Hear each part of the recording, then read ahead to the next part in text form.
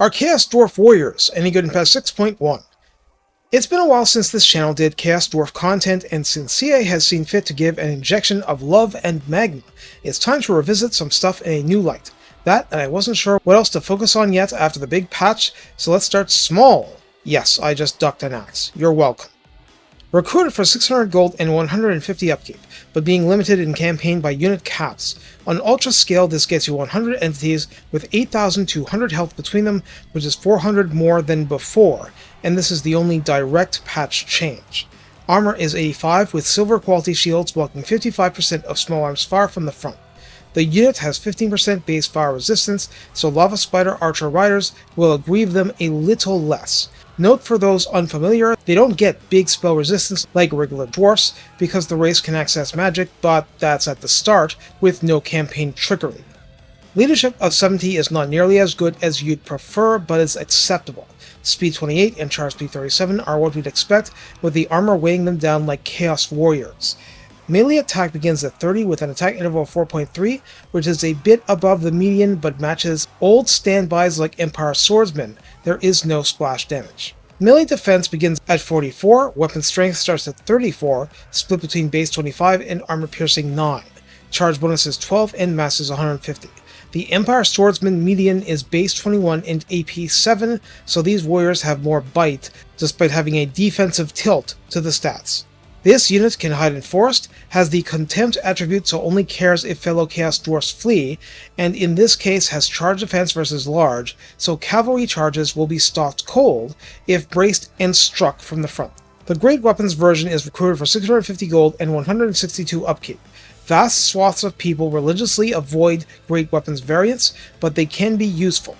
100 entities, 8200 health, 85 armor but without the shields, same leadership and speed, actually the same melee attack and attack interval, which is interesting. Melee defense is 10 worse at 34, which is still plenty high honestly.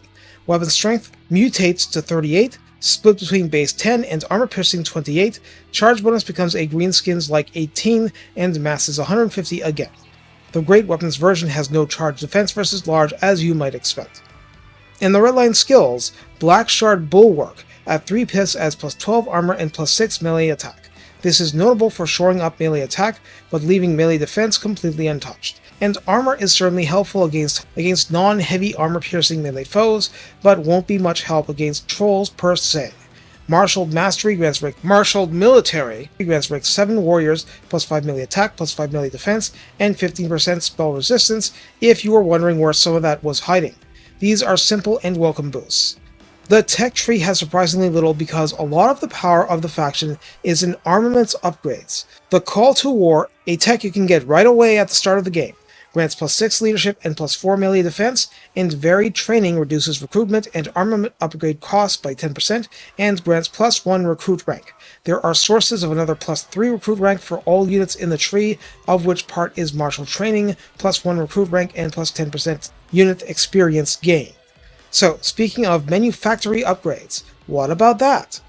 Until very, very late game, you are limited to 3 of these upgrades at the same time, and only if you can afford the armament cost in ascending order of when you unlock them, and I'm focusing on gameplay impact. Rune of Frenzy is really simple, and it's what it sounds like. All of a sudden, your warriors have plus 10 melee attack, plus 10% weapon strength, and charge bonus, and immunity to psychology as long as morale holds up, which is going to be a lot better with 400 more HP unit-wide on Ultra scale. Even if this was the only thing you did and you moved on, this would still be an enormous help. Rune of Reflection adds charge reflection to the units, so they can apply the opponent's charge bonus if hit while braced. I don't think this works against infantry for the base warriors, but despite the lack of anti-large, it'll be a huge damage boost against charging cavalry short term.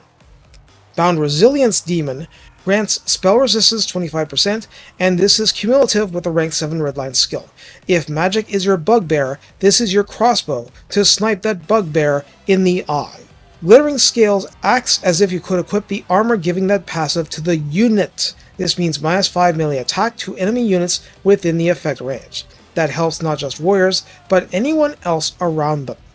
Rune of Sundering means every hit inflicts armor sundering, minus 30 armor to the enemy for 10 seconds. This helps your entire army potentially, but is also a way to keep base warriors with the shields viable damage dealers very late into the campaign.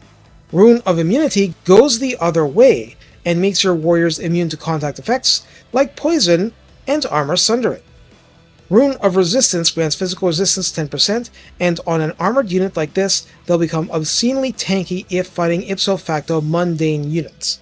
Finally, Bound Fear Demon causes fear to all of the units, meaning that independently of other sources, they'll inflict fear leadership debuffs on enemies in melee if those enemies are not immune to psychology like zombies or squigs, for the same reason of having no brains whatsoever.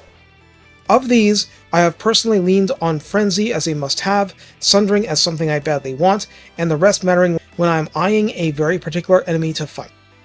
So, in light of all this, how do we use Chaos Dwarf Warriors, now that they've been toughened up a bit? See, this is the reason for making this video, besides a couple of years of advances in production values. Before, these units had a hidden weakness that you found out about quickly if you actually played them. If something gets past their melee defense and armor, they had no chin. The hit points were shockingly low for what you'd expect out of a hardcore unit. Yeah, standard dwarf warriors had 7800 HP too, but they were understood to be the runts of the non-miners litter, the least of a roster with a wide, bountiful array of melee options, including, yes, slayers. In contrast, Chaos Dwarfs are basically meaner-spirited, more industrial Spartans, standing atop a vast slave society. In terms of the roster, warriors are the least among a rather narrow amount of pickings for actual Chaos Dwarf infantry, since hobgoblins and laborers exist, but they are squishier options by design. I mean, the masters want to stay that way. So, by shoring up the health, even just by 400 hit points unit-wide, the ability of these units to anchor a much larger hobgoblin force is much increased because it's harder, not impossible, just a little harder, to focus down the Chaos Dwarfs and watch everything else break spectacularly. Whatever the help this provides in multiplayer in campaign, you could still get a ton out of them. It was just more of a die roll if they would face something that could brutalize those hit points or not. Again, it's not impossible now either, but it's a lot harder to cheaply break a mixed Chaos Dwarf faction force, and that's a lot better for the player on that side. You don't always need to do much to elevate a faction back into contention. This looks like a small change, but addresses the only real weakness the unit had, because for its price point, for all the campaign upgrades you can get, it's a great pair of units. I don't want to dwell like a broken record, but a lot of people simply refuse to use Great Weapons versions, and I completely understand why.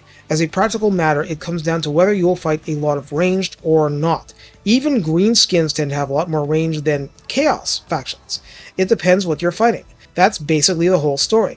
Great weapons are still very handy on offense, but at best, you'd want them as second-line reinforcements on the cheap. You don't want them taking the charges. If you can live within those limits, they're great. Take care and have fun frightening and sundering the foe with a frenzied assault.